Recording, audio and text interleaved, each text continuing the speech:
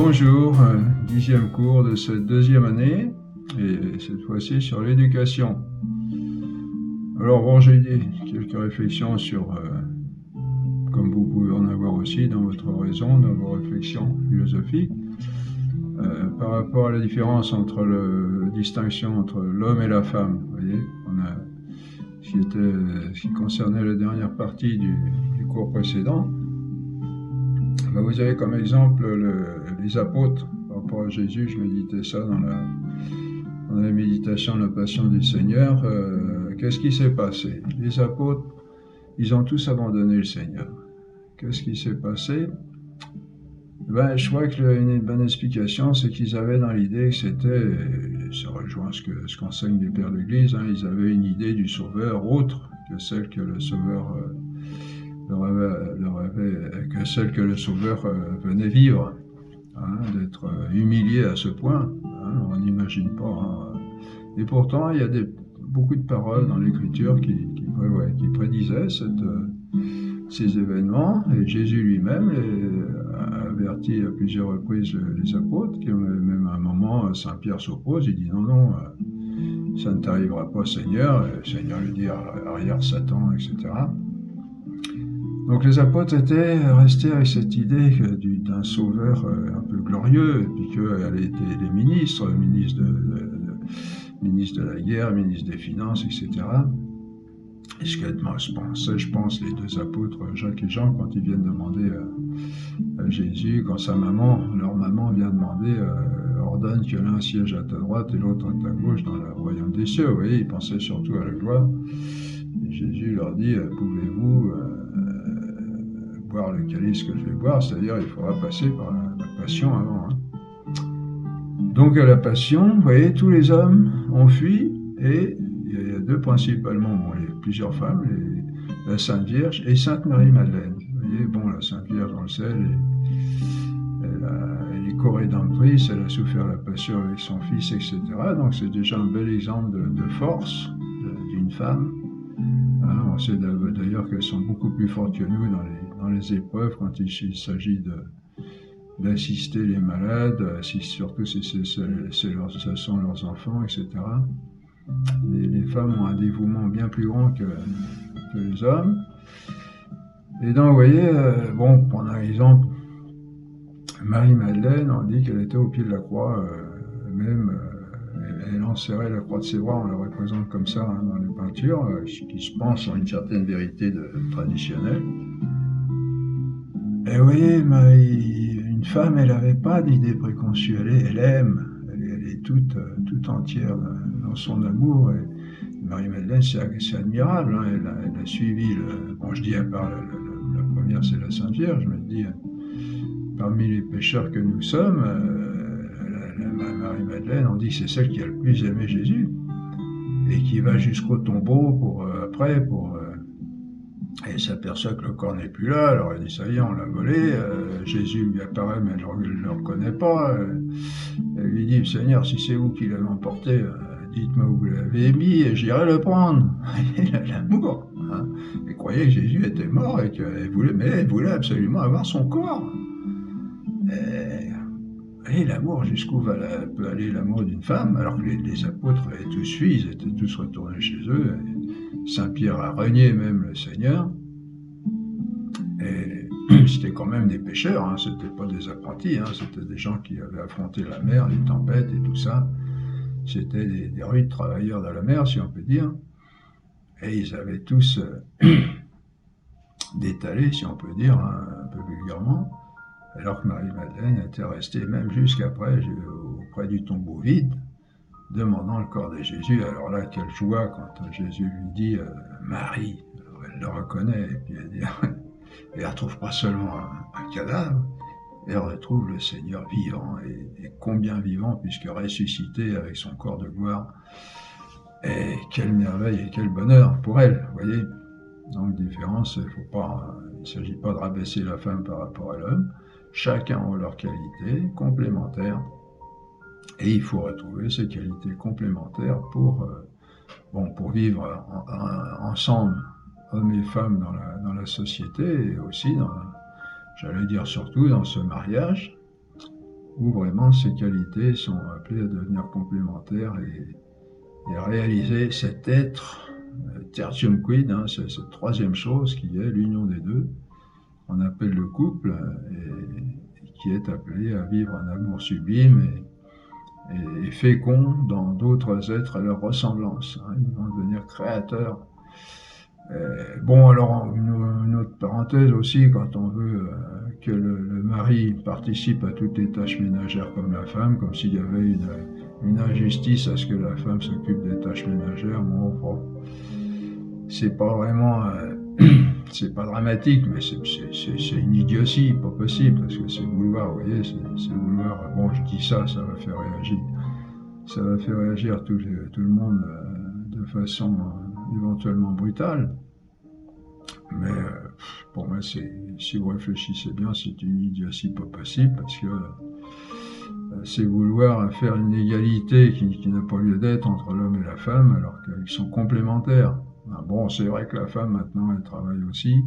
Bon, ça, moi, je suis pas d'accord non plus avec ça. Il y a toute une richesse à redécouvrir de la femme au foyer, qui n'est pas une femme mise à l'écart et à part. Au contraire, on en a signalé quelques aspects, mais on peut en retrouver d'autres.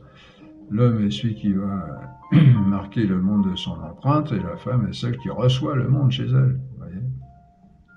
Et puis, qu'est-ce que je voulais dire aussi à propos des déviations, des déviances qu'on a aujourd'hui par rapport à ces sujets-là. Oui, le travail de la femme. Bon, il y a aussi l'idée de la femme indépendante pour au cas où il y aura un problème, elle puisse s'en sortir, alors que si elle est complètement dépendante de son mari, bah oui, mais ça c'est supposer encore l'échec, c'est accepter l'échec à l'avance, vous voyez. C'est dire, je me prépare à sauter en marche si jamais ça va pas. Ben non, c'est pas.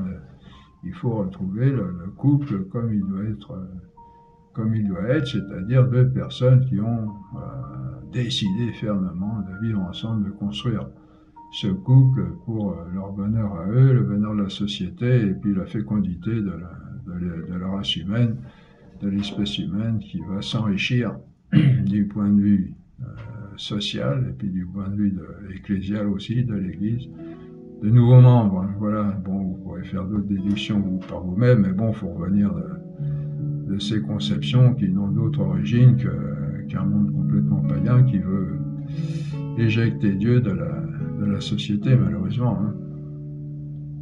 Alors je dis pas qu'il n'y a pas des choses à changer. Oui, ce que je voulais dire aussi, c'est on a voulu faire passer la femme, bon je continue la parenthèse, sur le mariage, alors normalement on est dans l'éducation, on a voulu faire passer la femme pour une personne, comment dire, réduite, mise au rebut dans la maison, alors que l'homme, lui, allait pouvoir vivre, s'épanouir à l'extérieur, alors que la femme était enfermée dans sa maison, et puis qu'elle était comme une esclave au pied de son mari pratiquement. Mais si vous regardez bien, moi j'ai un certain âge, bon c'est sûr, mais bah justement oui, j'ai un certain âge, donc moi je connais pas vraiment d'exemple où la femme était une esclave chez elle, au contraire. Mes parents par exemple, bon, bah, ma mère elle savait se faire imposer, hein. Ils étaient égaux tous les deux, et ma mère est restée. Bon, ils ont eu un commerce, c'était un petit peu différent. Ma mère a eu un café-épicerie. Mais bon, après, elle ne l'a plus eu, et elle a vécu au foyer, et ça ne les a pas empêchés d'être complémentaires tous les deux. Et même dans ma famille, mes oncles, mes tantes, tous les gens mariés, je ne connais pas d'exemple où la femme était une esclave, pas du tout. Ça, c'est encore un mensonge pour nous faire avaler des couleuvres, mais il n'y a pas beaucoup d'exemples. Alors en Afrique, dans les pays musulmans, peut-être il y a des exagérations. De toute façon, une exagération, un abus doit être corrigé comme il se doit. Mais vous voyez, cette histoire de vouloir libérer la femme d'un soi-disant esclavage, ça n'a aucun sens. Parce que, moi, je vous dis, j'ai connu ça dans le vif. J'étais dans la région parisienne, du côté un peu défavorisé, du côté est de la région. Bon, enfin peu importe, hein, c'était un peu partout pareil. n'y a pas d'exemple où la femme était esclave. La femme, elle avait sa place à la maison et l'homme était à l'extérieur. Bon, c'était... Voilà, et la femme avait tout à fait sa place, et on l'appelait la fée du logis, même au point, on l'appelait, il y avait même un feuilleton en Amérique qui mettait bien ça en valeur, je ne me rappelle plus cette série, hein. C'était très beau, c'était l'histoire les Américains ont bien vécu ça, je pense. Bien, voilà, alors maintenant le cours sur l'éducation, 2e année, 10e cours. Alors il n'y a pas de formation spirituelle hein, dans ce cours. Alors, nous avons déjà dans l'avant-dernier cours sur la famille défini ce qu'est l'éducation, montré sa raison d'être et sa nécessité en mettant en évidence qu'un enfant abandonné à lui-même non seulement ne pourrait pas survivre, mais encore serait complètement incapable, seul, d'acquérir toute cette somme de connaissances de l'humanité pour lesquels il a fallu tant de temps à accumuler, vous voyez, dans l'avant-dernier cours. Hein.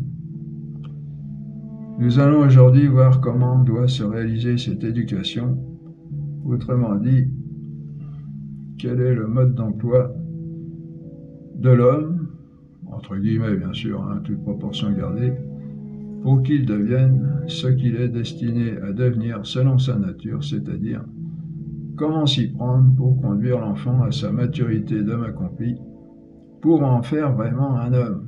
Hein, je vous rappelle encore, on a déjà parlé cette anecdote-là, on dit de Diogène, hein, qui se promenait une lampe allumée en plein jour à travers une foule en disant « Je cherche un homme ». C'est vrai que les vrais hommes, bien réalisés selon sa nature d'homme, il n'y en a pas beaucoup.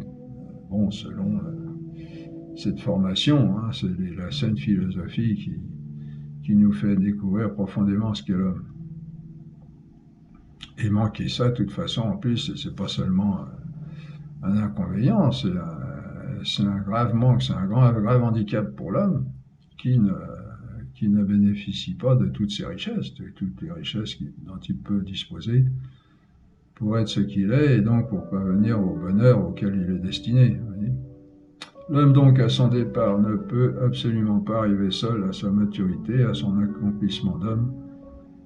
Il lui faut des aides pour cela, d'autres hommes qui vont lui apprendre, l'aider à devenir un homme accompli, apprentissage que l'on nomme l'éducation, et l'on appelle pour cette raison ceux qui sont chargés de cette tâche des éducateurs. Hein? Les éducateurs se trouvent donc ainsi à être comme les causes efficientes de l'éducation des enfants dans une famille. Vous vous rappelez, on s'est servi de ces notions-là pour parler de la société. Les causes efficientes de l'éducation des enfants dans une famille, puisqu'ils doivent la réaliser, et c'est pourquoi ils se nomment aussi pour cela l'autorité. Vous vous rappelez ? On ne revient pas là-dessus, enfin on peut dire deux mots, l'autorité, vous savez, ça vient du latin augere, et qui veut dire augmenter, hein, faire grandir.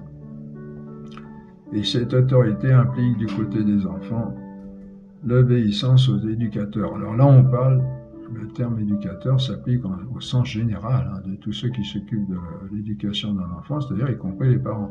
Hein, pas au sens où on l'entend habituellement, les éducateurs des personnes externes à la famille qui leur apprennent quelque chose de plus particulier.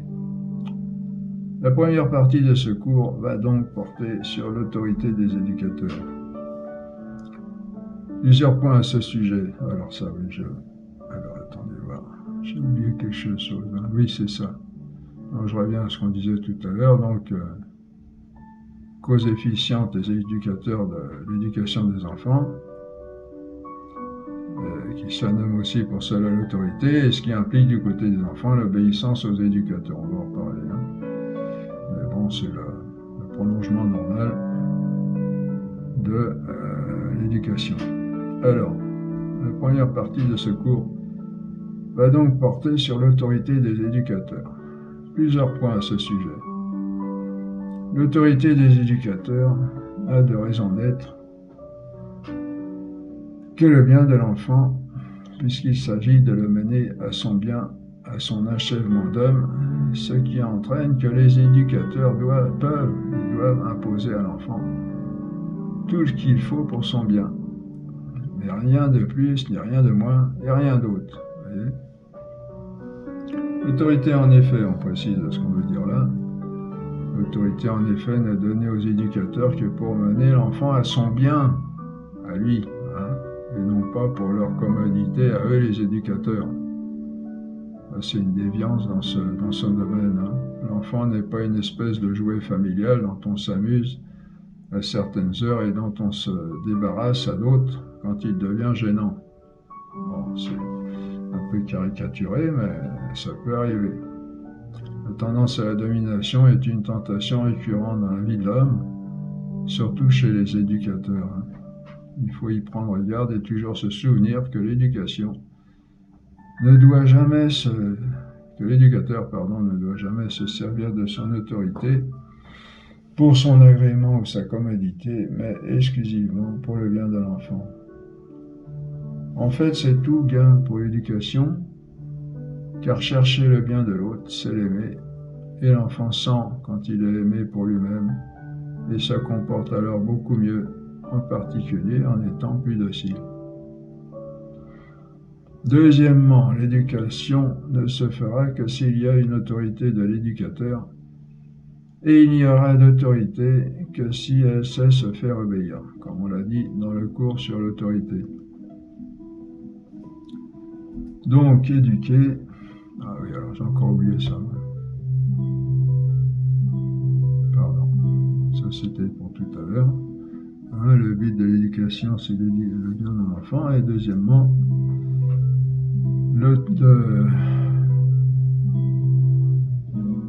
il y a d'autorité que si elle sait se faire obéir, comme on l'a vu dans le cours sur l'autorité. Donc, alors si vous voulez en savoir mieux, si vous vous souvenez pas bien, vous revenez sur le cours sur l'autorité.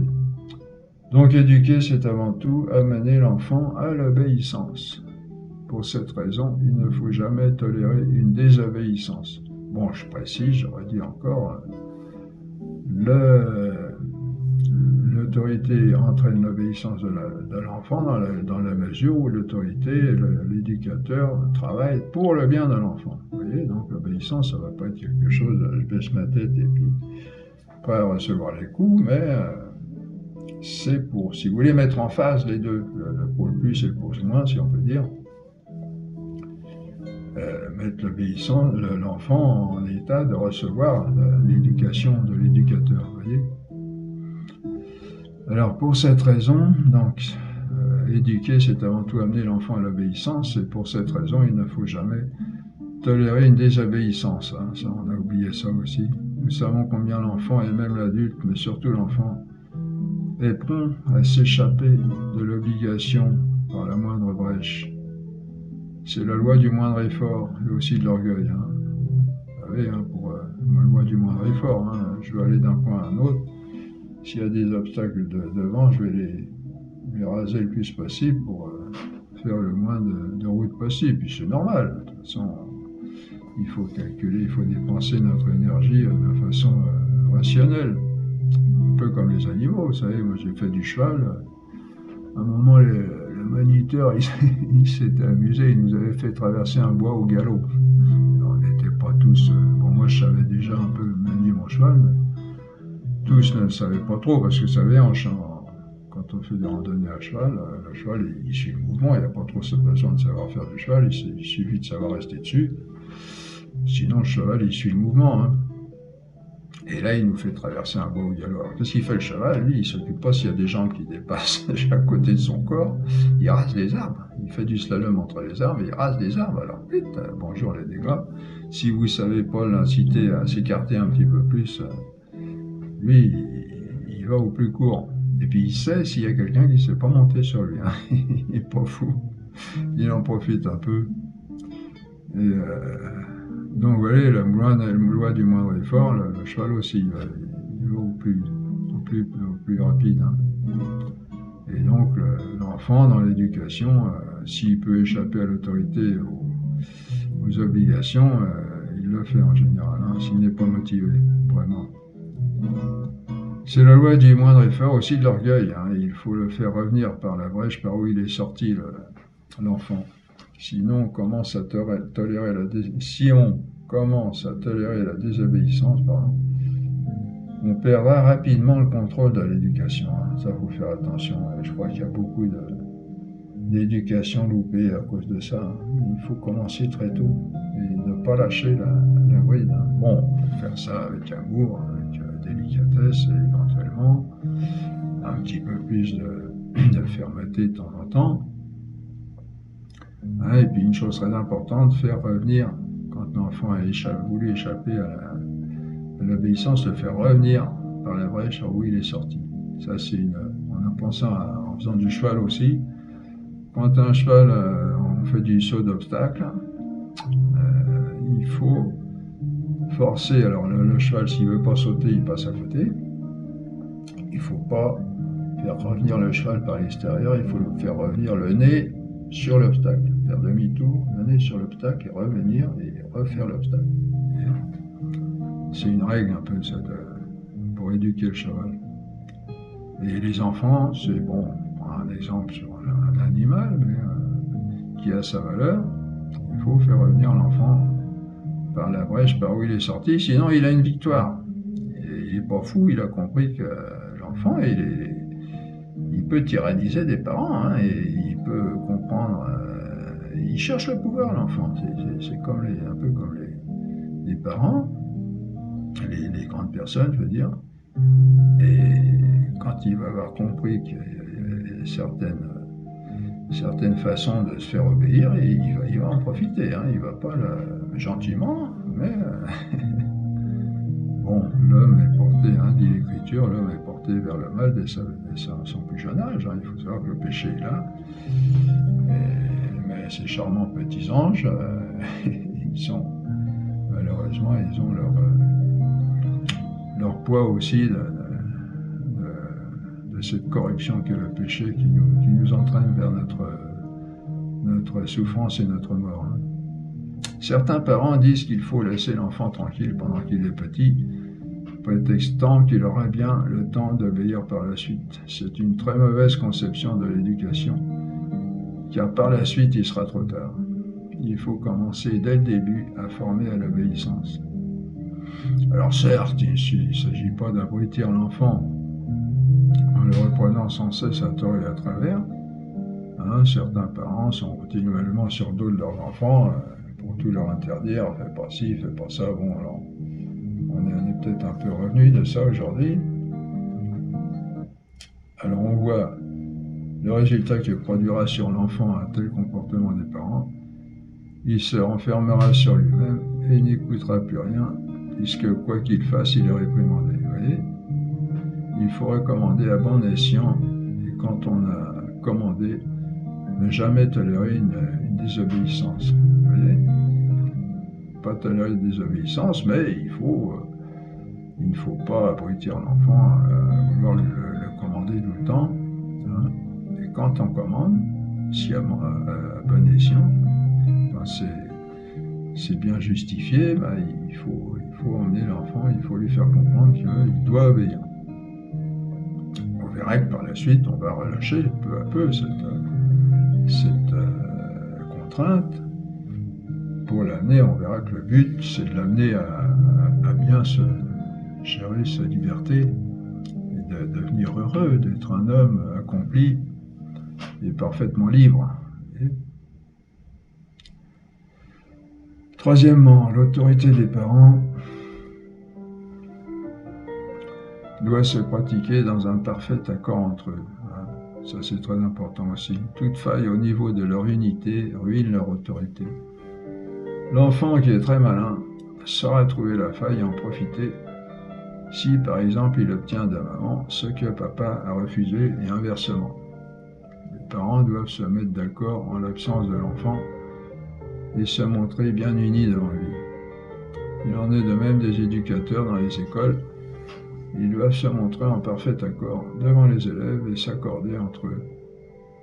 Quatrièmement, l'autorité des éducateurs À partir du moment où l'enfant a atteint l'âge de raison, c'est-à-dire dès que l'enfant a une vie de conscience personnelle, ne s'exerce cette autorité qu'au fort externe, mais pas au fort interne, une fois que l'enfant a atteint l'âge de raison. C'est-à-dire que l'autorité doit respecter, à partir du moment où celle-ci existe, la vie personnelle de l'enfant. Par exemple, l'autorité à cet âge ne peut pas intervenir comme telle, c'est-à-dire en exigeant l'obéissance dans la pratique des sacrements de l'enfant, le choix d'un confesseur, d'une profession ou d'une vocation religieuse ou sacerdotale, du mariage ou du conjoint dans le mariage. Là, les éducateurs n'ont aucune autorité, vous voyez, parce que le principe de liberté dans l'être humain qu'est l'enfant commence à exister, à prendre forme, vous voyez. Et il faut respecter cette liberté. Bon, toujours en proportion avec l'âge aussi, parce que l'enfant, comme on le disait, va acquérir, enfin on est chargé, les éducateurs sont chargés d'amener l'enfant à sa pleine liberté, mais peu à peu. L'éducation, on sait que ça prend des années. Cinquièmement, l'autorité des éducateurs doit s'exercer dans le calme et le sang-froid, et jamais dans une colère passionnelle. Un reproche sévère à un enfant, une punition, n'ont aucune portée s'ils se font dans la colère. La colère ruine l'autorité des éducateurs. La première raison en est que la colère est une faiblesse, et c'est donner à l'enfant le spectacle d'une faiblesse. Bon, à moins que la colère soit parfaitement contrôlée et qu'elle soit employée pour donner plus d'effet. Une deuxième raison est que pour faire des reproches à l'enfant et le punir, il faut une grande lucidité. En général, la colère fait perdre la lucidité, vous savez. Il faut de la lucidité sur la faute de l'enfant pour savoir apprécier sa gravité, car toute injustice révolte l'enfant. Ça, c'est très important aussi. Bien faire attention à toujours être dans la justice, parce que l'enfant est très très sensible à l'injustice. Et ça le révolte et on perd, sinon tout, du moins une grande partie de l'autorité. Il faut aussi de la lucidité dans ce qu'on a à dire à l'enfant, car si on lui dit en colère des choses qu'il ne comprend pas, on perd son temps. Il faut savoir lui parler de façon à ce qu'il comprenne, à ce que nos paroles aient une portée. Il faut encore avoir de la lucidité dans le choix de la punition, car des punitions mal choisies peuvent être très nocives aussi. Un certain nombre d'éducateurs contemporains ont prétendu qu'il ne faut pas punir les enfants. C'est une erreur monumentale, car la faiblesse de l'enfant a besoin d'être aidée par la menace de punition. Vous voyez, c'est une aide, il ne s'agit pas de lui faire du mal. Et il faut le faire au moyen de punitions bien choisies, évidemment. Quand on parle de nocivité des punitions, il s'agit toujours de punitions mal choisies. Il est donc très important de bien choisir les punitions, et pour cela, il faut tenir compte de plusieurs points. D'abord, la punition doit être juste, comme on le disait, et proportionnée à la gravité de la faute, car toute injustice révolte un enfant, comme on l'a noté. Ensuite, la punition doit être adaptée à la personne de l'enfant. Il n'y a pas deux enfants qu'il faille punir de la même manière. Un enfant très émotif, sensible, tendre, affectueux sera complètement perturbé et terrorisé par des châtiments corporels, alors que le laisser s'endormir sans l'embrasser ni lui dire bonsoir sera pour lui une punition sévère. Vous voyez ? Les enfants très durs et intraitables, en revanche, ne reconnaîtront que des châtiments corporels. Oui, bon, ça a disparu. C'est vrai qu'il y a peut-être eu des abus, donc il fallait faire quelque chose, mais je crois qu'on est passé dans l'excès inverse où les parents n'ont même plus le droit de corriger leurs enfants, et éventuellement quand cela se justifie. Et à propos de... Oui, voilà, moi je vois dans les églises, pendant la messe, des fois le petit bambin, il est pas possible, il fallait un peu les 100 coups. Ah, moi je dis, bon, il y a un manque de respect du sacré de l'Église, il ne faut pas laisser les enfants faire n'importe quoi.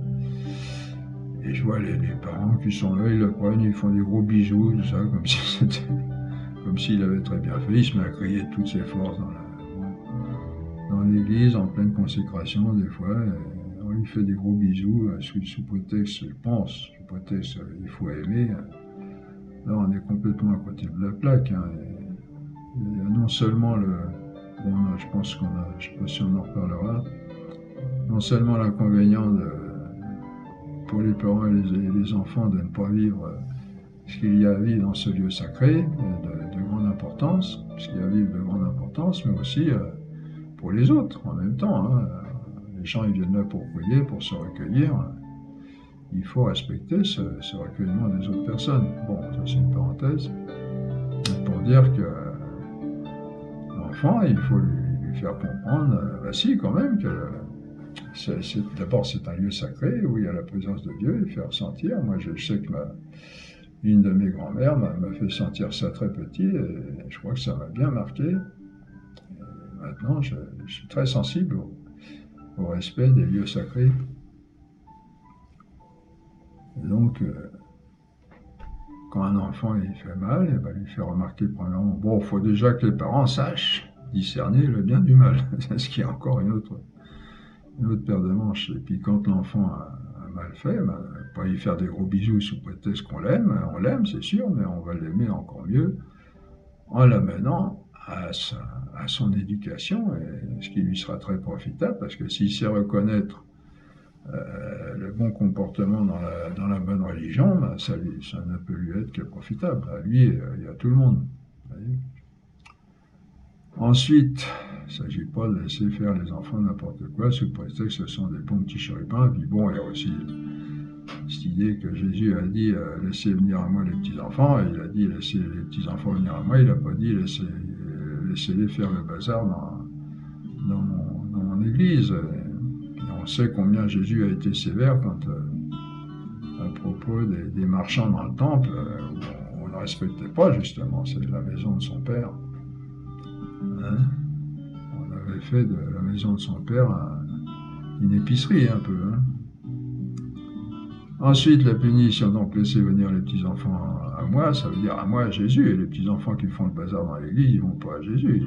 Ils vont, à mon avis, bon, peut-être pas juger trop vite, mais à mon avis, il y a des cas où ils vont plutôt vers le diable, hein, qui les fait faire un peu n'importe quoi. Lui, il en profite pour mettre le bazar là où ça l'intéresse. Hein. Ensuite, la punition doit être crainte, sinon elle ne sert à rien. Il y a des enfants qui s'habituent à être punis et qui en arrivent à ne plus craindre les punitions. Hein. Vous connaissez le petit gamin qui prend la fessée et qui fait « ça fait pas mal, ça fait pas mal » pour embêter la populo. Bon. Elles sont alors inefficaces. Priver de dessert un enfant qui n'aime pas trop les desserts, c'est perdre son temps. Bon. La punition doit donc être crainte, mais je ne dois pas terroriser, car ce qui terrorise l'enfant lui est gravement nocif. On en reparle. On voit ainsi avec quelle finesse la punition doit être dosée pour être crainte, sans pour autant terroriser. Ensuite, il faut éviter les punitions négatives ou destructrices, évidemment. Une punition doit être constructive et doit demander un effort à l'enfant et avoir une valeur éducative. Et autant que possible, la punition doit être en rapport avec la faute commise. Par exemple, pour une faute d'orgueil, d'amour-propre ou de vanité, on donnera une humiliation. Pour une paresse, on donnera du travail. Pour une gourmandise, on privera de dessert. Il doit y avoir une correspondance entre la punition et la faute. Vous voyez, la punition, c'est un grand mot, mais ça peut revêtir diverses formes, toutes simples, qui vont aider l'enfant à parvenir à son bien, qui est sa pleine liberté, pour pouvoir profiter au mieux de sa nature humaine. Dans ce domaine, il faut éviter les punitions idiotes qui ridiculisent l'autorité. Ça, c'est un exemple de Jean Dejas. En 1943, où on manquait de papier, les élèves étaient invités à économiser le papier. Alors, un professeur surprend un élève en train de confectionner des aéroplanes et des cocottes en papier. Alors, le professeur donne comme punition: vous copierez 500 fois, on ne doit pas gaspiller le papier. Il est évident que ce genre de punition ridicule ridiculise l'autorité. Ouais, il paraît que ça existait. Bon. On voit combien il faut de lucidité dans le choix de la punition, et c'est pourquoi il est besoin alors de tout son calme et son sang-froid et d'intelligence. Une autre raison pour laquelle la colère est à proscrire, c'est qu'elle terrorise l'enfant, et tout ce qui terrorise est nocif, comme on l'a signalé.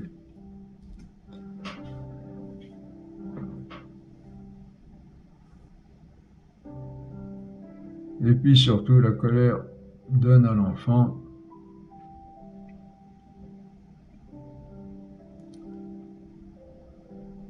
attendez voir, est-ce que je ne me serais pas trompé là? Non, c'est bon. Et puis surtout, la colère donne à l'enfant l'impression d'une hostilité contre lui.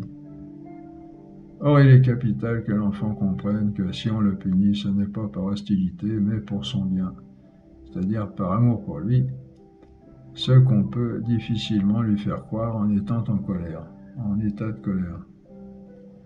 De plus, la colère risque à la longue d'insensibiliser l'enfant et d'enlever à l'autorité toute influence.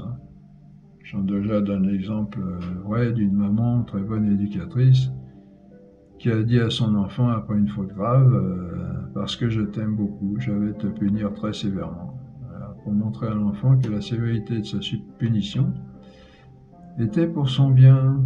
Elle le punissait durement par amour pour lui. Alors Jean Dejas raconte encore que dans les années 50, on avait convoqué un certain nombre d'éducateurs français et un conférencier venu des États-Unis venait apprendre à ces imbéciles de français, dit Jean Dejas, comment éduquer les enfants. Alors il aurait passé une conférence entière à expliquer qu'il ne fallait pas punir l'enfant parce que c'était provoquer en lui une agressivité refoulée et par suite un trouble psychologique. Jean Dejas a alors demandé la parole pour dire: je suis entièrement d'accord avec vous, si la punition apparaît à l'enfant comme un mouvement d'hostilité contre lui, cela peut en effet développer en lui une agressivité refoulée et provoquer un trouble psychologique, mais certainement pas si l'enfant sait qu'on le punit pour son bien et par conséquent par amour. Alors le conférencier a leur ouvert des yeux stupéfaits, car il n'avait jamais pensé qu'on pouvait punir un enfant par amour pour lui. Pour ce soi-disant pédagogue, la punition était toujours un acte d'hostilité contre l'enfant. Non seulement la punition ne doit jamais être un acte d'hostilité contre l'enfant, mais encore, il est capital qu'il comprenne qu'elle lui est donnée par amour pour lui. Voyez, toujours l'amour. Et l'amour, qu'est-ce que c'est? C'est vouloir le bien de l'autre. Et donc, l'éducation,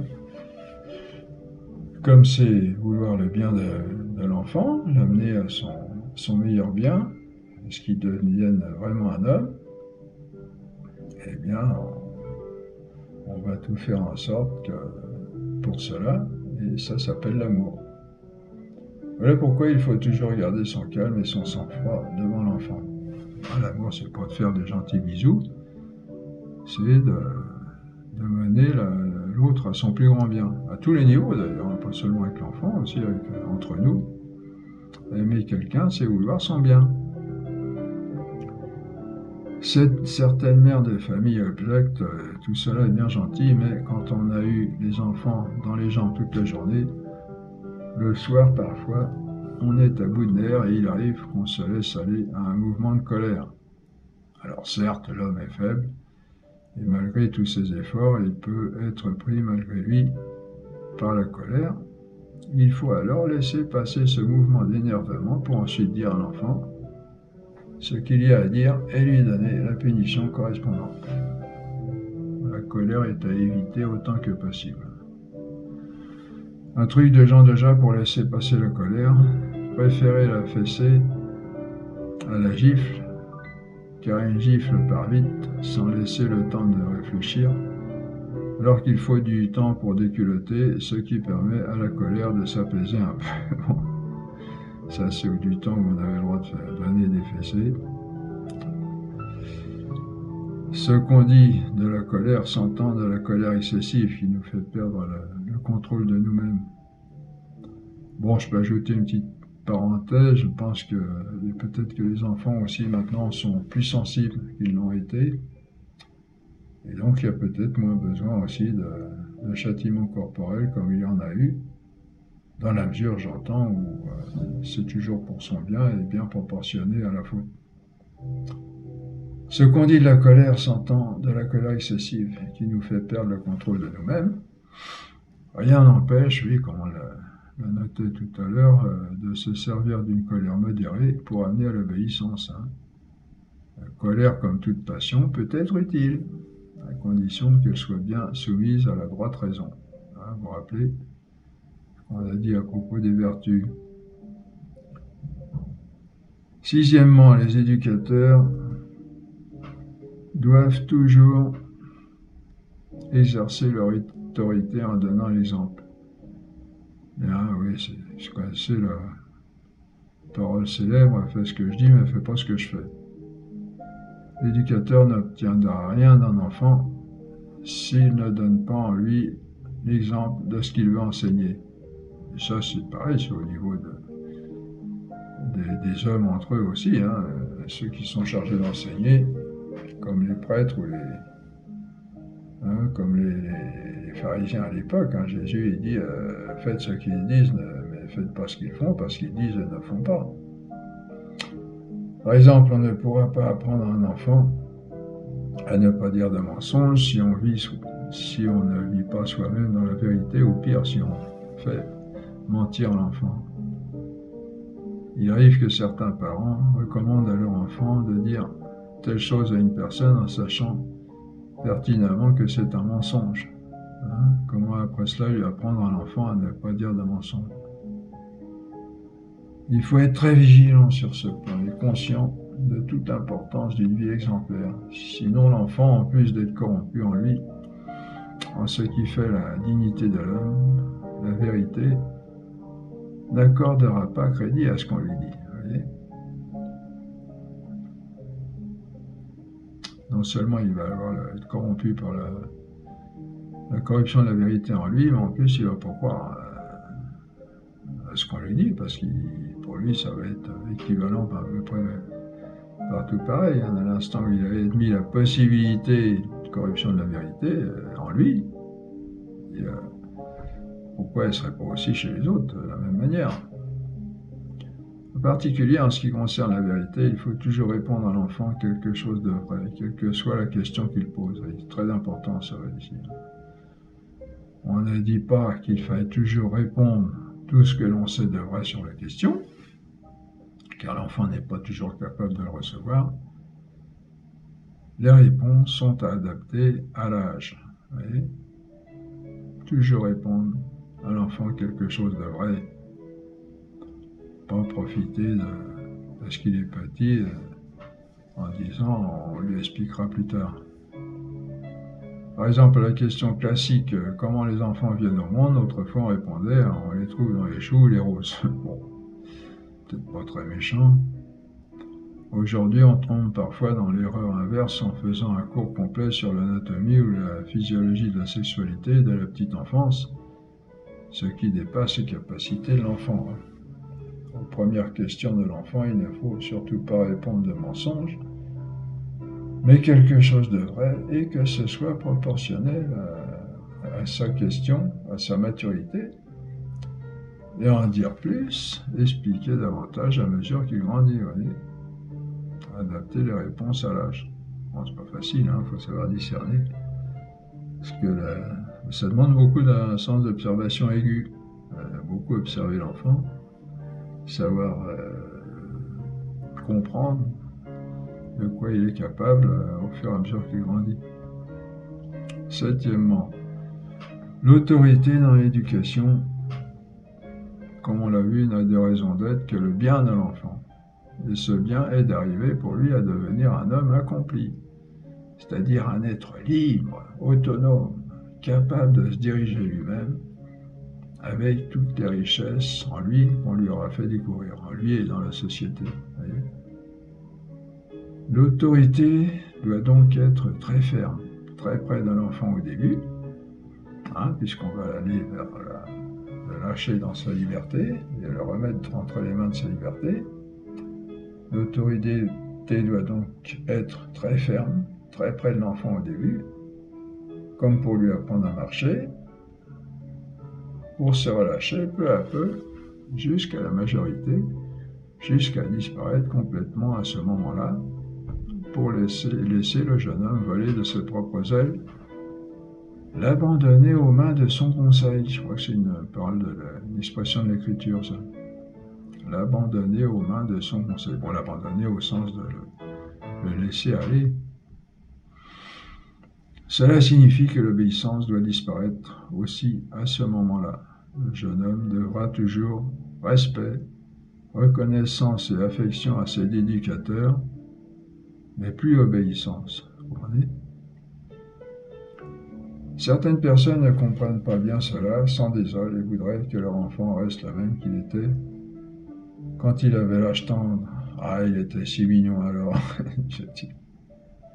Ces parents n'ont malheureusement pas compris que leur rôle d'éducateur consiste à conduire l'enfant jusqu'à sa pleine liberté et à se réjouir alors d'y être parvenu. Bon, je pense qu'il y a une crainte peut-être chez les parents de voir disparaître l'affection de leur enfant et qu'avec la liberté, ils vont les quitter, ils vont voler ailleurs et ils vont perdre cette affection. Ben non, si les parents ont bien mené l'enfant jusqu'à sa maturité d'homme, en le menant le mieux possible à son bien, à lui, dans sa liberté, l'enfant, le jeune homme, il va avoir compris ça. Il va aimer ses parents d'autant plus. Et donc, c'est pas en le privant de son vrai bien qu'on va conserver sa tendresse, c'est en le menant à son vrai bien, parce que là, il comprendra qu'il aura été aimé le mieux possible et il rétribuera, entre guillemets, ses bienfaiteurs, ses éducateurs par un amour semblable. On a donc bien compris qu'il ne s'agit pas de maintenir pleinement cette autorité jusqu'à la majorité pour la stopper net à ce moment-là. Tac. Il y a évidemment une période de transition, toute une gradation pendant laquelle l'autorité va diminuer progressivement. Elle sera totale au début de l'adolescence pour devenir nulle quand l'adolescent sera devenu adulte. Bon, total, vous comprenez qu'à l'adolescence, l'enfant a déjà parcouru du chemin. Mais elle doit demeurer tout de même, tout ça c'est à proportionner, vous voyez, c'est toute une sagesse, l'éducation. On le savait un petit peu, mais l'essentiel de l'éducation, en somme, consiste à apprendre au jeune homme à faire usage de sa liberté, on répète, pour qu'à terme, il ait plein usage de cette liberté. Ceci est extrêmement important et c'est tout l'art de l'éducation de l'autorité. Savoir discerner à quel moment, au pluriel, il faut garder l'autorité et exiger l'obéissance, et quand il faut la relâcher pour laisser la liberté s'exercer, et dans quel domaine, voyez ? Il ne s'agit pas en effet d'appliquer cette règle uniformément sans discernement, mais de savoir distinguer les domaines où l'on pourra laisser le jeune à lui-même, des autres où il faudra encore une aide plus soutenue, en sachant profiter des portes qui s'ouvrent dans le jeune ou dans les circonstances que nous offre la Providence, en sachant garder le cap qui est de remettre le jeune entre les mains de sa liberté avec tout ce dont il a besoin pour qu'il s'en serve au mieux, hein, c'est-à-dire pour son plus grand bien, à lui et à tous ceux avec lesquels il va vivre et à la société. C'est très beau, hein, très beau et très important, et d'une grande responsabilité, très difficile. C'est pour ça que les parents doivent d'abord eux-mêmes acquérir la sagesse. La sagesse au sens, comme on l'a fait connaître ici, hein, qui, je répète, ne vient pas de moi, ce sont des choses que j'ai retrouvées, donc j'essaye de présenter le mieux possible, mais le fond de tout ça, c'est la sagesse des anciens, hein, des vrais anciens. On voit ainsi que tout l'art de l'éducation consiste en définitive en une juste mesure entre deux excès, entre deux erreurs à éviter. La première consiste, pour l'autorité, erreur, hein, à abdiquer pendant l'adolescence du jeune, par lassitude ou par indifférence, et à laisser faire l'adolescent tout ce qu'il veut.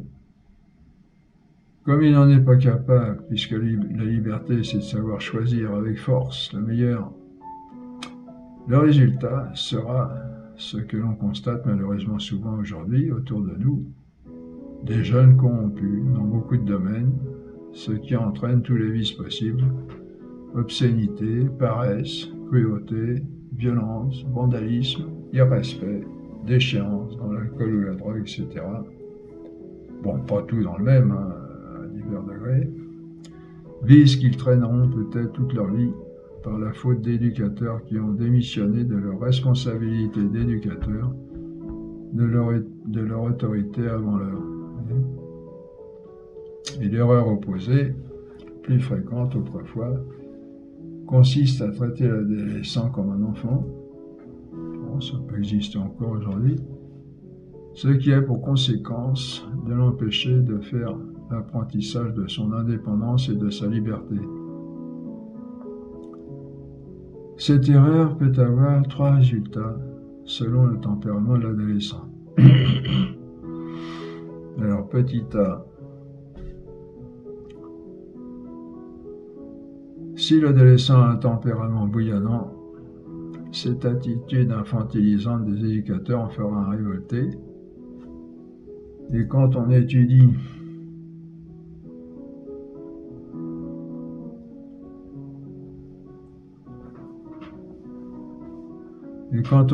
la psychologie des grands révolutionnaires, on s'aperçoit qu'ils ont eu pendant toute leur vie une obsession de révolte suite à une éducation tyrannique. Vous voyez, ça c'est Jean de Jacques qui le dit, j'ai pas fait l'étude moi-même.